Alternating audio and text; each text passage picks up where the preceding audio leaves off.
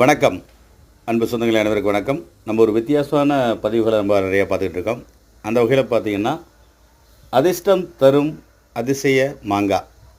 துவரங்குறிச்சியில் இந்த அண்ணன் ஹோட்டல் வச்சுருக்காப்புல. அவங்க தேவைப்பட்ட மாங்காயை தோப்பில் அறுக்கும்போது இந்த ஒரு அதிசய மாங்காய் வந்து கீழே வந்திருக்கு. பார்த்திங்கன்னா, ஒரு பக்கம் பார்த்தா கிளி மாதிரி இருக்குது, இப்படி பார்த்தோன்னா வாத்து மாதிரியே இருக்குது. அந்த கண்கள், அந்த மூக்கு அப்படியே ரொம்ப அதிசயமாக இருக்குது. இது இந்த ஹோட்டலில் கொண்டாந்து அண்ணன் இன்றைக்கி காலையிலேருந்து வச்சுருக்காங்க. கிட்டத்தட்ட ஒரு 500க்கு மேற்பட்டவர்கள் இதை பார்த்து வியந்து போயிட்டுருக்காங்க. இன்னொன்று என்ன சொல்கிறாங்கன்னா, இன்றைக்கி இது இந்த கிளிமாங்காய் வந்ததுலேருந்து, வாத்து மாங்காய் கிளிமாங்கன்னு கூட சொல்லலாம், வந்ததுலேருந்து இன்றைக்கி வியாபாரம் சூப்பராக இருக்குது அப்படின்ட்டுருக்காப்புல.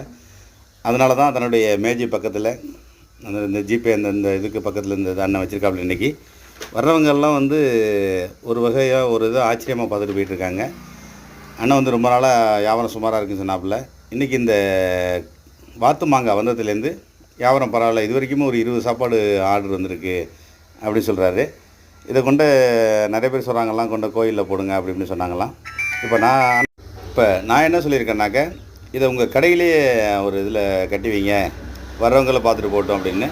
உண்மையிலே இதெல்லாம் ஒரு அரிய ஒரு பறவை போலே இருக்குது இந்த மாங்காய். இது மாதிரி நிறைய வித்தியாசம், பாம்பு போல் இது மாதிரிலாம் நிறைய பார்த்துருப்பாங்க.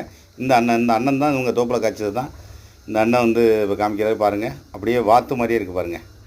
அசல் பார்க்குறதுக்கு வாத்து மாதிரியே இருக்குது. நான் ரசித்ததை நீங்களும் ரசிக்கணுங்கிறதுக்காக அந்த வீடியோ போடுறேன். ரொம்ப மாங்காய் பிஞ்சு இது. அசல் பார்த்திங்கன்னா ஒரு பக்கம் பார்த்தோன்னா கிளி மாதிரியே இருக்குது. ரொம்ப அருமையாக இருக்குது. நன்றி, வணக்கம்.